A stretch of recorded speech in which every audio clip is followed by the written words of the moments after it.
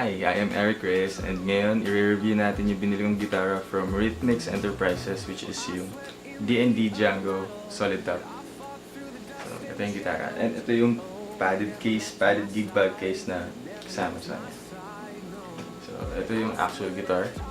So, specifications. What are the specifications of this guitar? So, 41 inch. It is 41 inch with 21 jumbo frets. The top is made of solid spruce.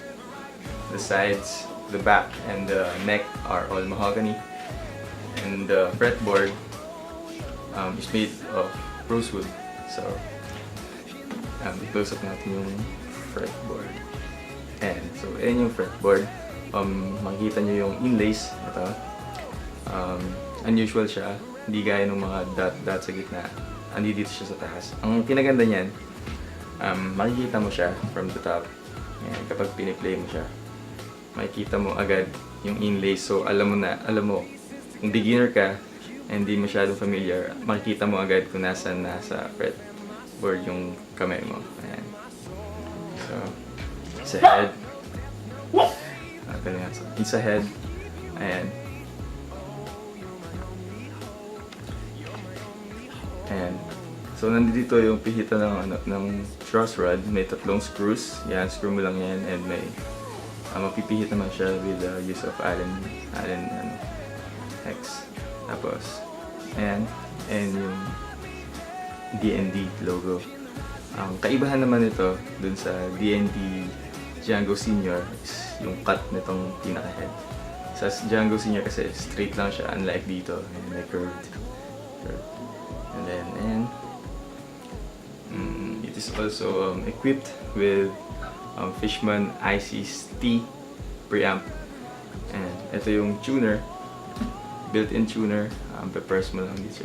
And makikita mo na dyan yung tuner.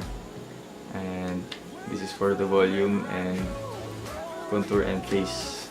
So, maganda yung pickup na to. Na-try ko na siya isaksak sa amplifier and unlike yung ibang pickups, sobrang nakukuha niya talaga yung tunog and solid siya, hindi kagaya ng iba na medyo parang tunog lata. So, maganda. And powered by 9 volts and ito yung saksakan ng jack. Meron na rin siyang sabitan ng strap. Ayan. So, yung ano niya, yung nut and saddle, ayan, is made of plastic lang. So, ayan. First impression sa gitara na to, napaka-elegante tingnan. Ayan.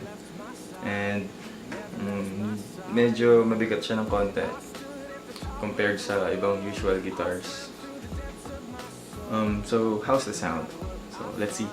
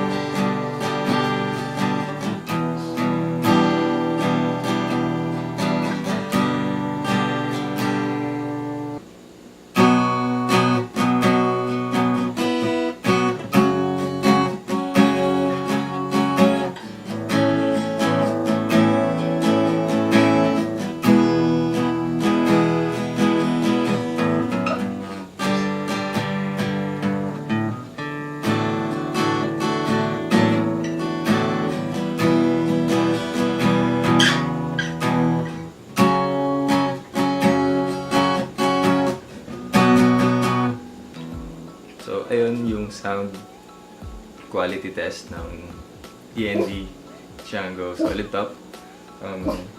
Personally, sobrang ganda talaga ng tunog niya. Sobrang solid, sobrang layo compared dun sa mga hindi solid top or yung mga laminated guitars. Kasi nagpunta ako personally dun sa Rhythmix Enterprise sa Laguna para ma-check and ma-compare talaga yung quality ng sound, solid top guitar dun sa hindi solid top.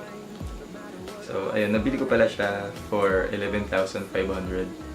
Kaya ayun, sobrang mura niya para sa isang solid top guitar compared sa mga ibang brands. Umaabot ng 20k mahigit yung mga solid top guitars. Kaya ayun, sobrang recommendable siyang bilhin.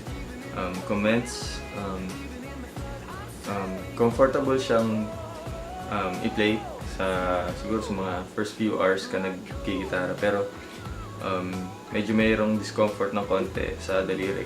Medyo masakit ng konti pag tumagal kasi medyo mataas yung action ng guitar. And di ko alam kung sa lahat ng pinroduce nila ganito yung default talaga na height. And medyo mataas siya. Hindi ko lang alam kung ganyan yung pagka-produce talaga sa kanya, pero nakuha ko na siya ng ganyan. Kaya siguro, as for me, my opinion, mas gaganda pa yung tunog niya, mas magiging comfortable pa siya i-play kapag napalitan or na-adjust yung height niya or na-set-upan ng papalow action. So ayun, this is my review for the D&D Django Solid Top. Siguro magpo-post na lang ako ng another video after ko siya mapa-set-upan. So ayun, thank you for watching this review. See you, bye!